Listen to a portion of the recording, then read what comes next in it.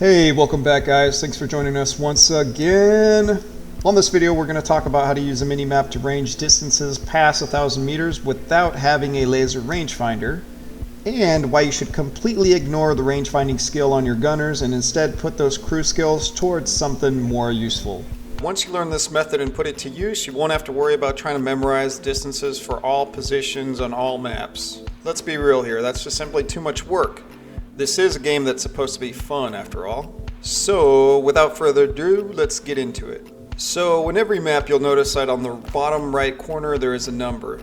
This number tells you what the exact size in meters is for the grid squares on that particular map. Different maps have different size grid squares. On this map, for example, the grid square size is 250 meters. For this other map, the grid square size is 450 meters. Now that we know what the grid square size is for the map that we're on, we can use it to calculate the distance of an enemy vehicle to hopefully land a hit on the first shot. So here we are in the lovely M24 and we're going to try to land a hit on the first shot on our target.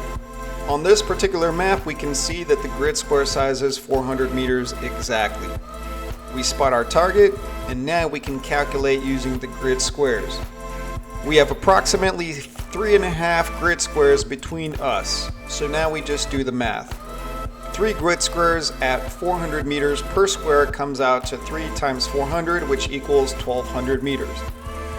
For the partial square, it looks a little bit less than half a square, so I took the 400, multiplied it by 0.40, which gave me 160 meters.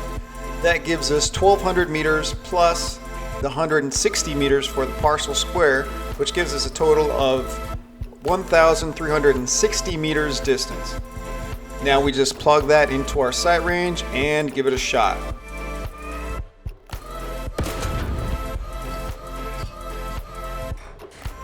And bingo, we get a direct hit on the first shot, which is exactly what we're looking for. Now, it may seem as though there are a lot of steps here, but really there aren't. You can literally do this in a second or two once you get the hang of it.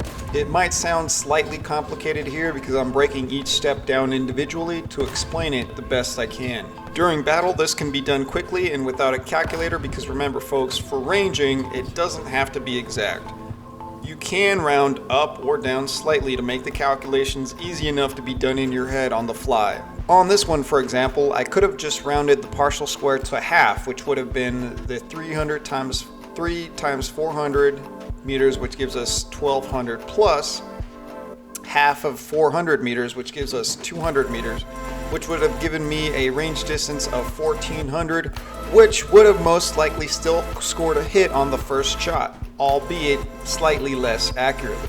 Now, this method works like a charm when the enemy vehicle you're targeting is either directly above, below, or across from you. But what if you find that the enemy vehicle is across from you diagonally? Well, this method still works, but it's slightly more tricky. The grid square's distance changes when measured diagonally, in which case you must do a little more math. First, you take the grid square's measurement, which is 325. You then multiply it by 1.4125, or to make it easier, just use 1.4 as it is more than close enough. This gives you the following results with and without rounding. As you can see, the difference is very negligible. I can promise you that you will not miss a center mass shot if your distance calculation is off by 4.6 meters. It's just not going to happen. Now that we have the diagonal measurement of the grid squares, we simply apply the method the same as before.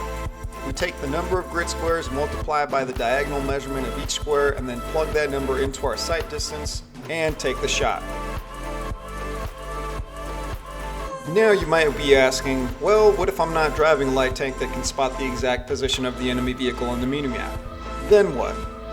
And to that I would reply, no problemo, my friend. In War Thunder there's this cool feature called a squad mark. Let me show you how to access it and how it works. First, you scroll your mouse over the menu on the top left, then you click on Controls. Next, you select the Common tab. Then you click on Set Target for Squad.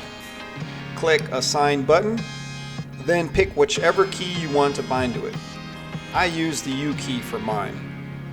Now when you go into battle as a non-light tank vehicle and you notice an enemy for which you would like to calculate the range distance, just click the squad mark key while pointing to that particular vehicle. You will be able to see that vehicle's position on the minimap for a few seconds.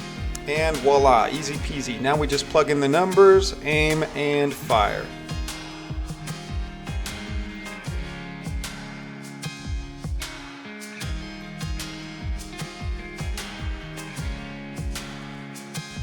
I promise it's not as complicated as it sounds, especially once you get a little bit of practice under your belt. Before you know it, you'll find yourself doing this without even thinking too hard in just a few seconds. Hopefully by now you've realized just why I said that spending crew skill points on the range finding skill for the gunner is a complete and total waste of crew skill points. The reason for this is twofold. First off, you won't need this range finding skill once you learn that you can very accurately calculate range distance on your own, along with the fact that the early range finders can't range anything past 1,000 meters anyways. Secondly, this skill becomes completely worthless at later stages in the game when the vehicles have access to laser rangefinders that completely take all the range finding work out of the gunner's hands. Sometimes I think Gaijin does this on purpose because if you need to skill up a crew and you don't have a lot of playtime on that particular crew, do you know how you can alleviate the problem? You guessed it, ladies and gentlemen, you can indeed just purchase Golden Eagles to immediately skill up a relatively inexperienced crew. How nice of Gaijin to provide such a quick and easy solution to the problem, right? Anyhow, guys, really, I'm not hating on Gaijin. I know they have a factory full of IT people, programmers, and developers that all have to get paid in order for us to have access to the lovely game that we all love. So it's all good. I just wanted to let you know that you can use those crew skill points much more effectively towards skills that will be useful to your crews no matter what stage of the game you play in. That said, those I recommend prioritizing would be the crew member's main skill first, i.e. loading for the loader, targeting for the gunner, leadership for the commander, etc. And followed immediately by field repair, vitality, and then agility. Let me know in the comments section if there is a better ranging method you use or if you prioritize your skill crew points differently. So that's pretty much it for today, guys. If you enjoyed this video or found it useful in some way, please hit that like and subscribe. And of course, I thank you for watching. I hope you have a great rest of your day, and I will catch you on the next one. Peace.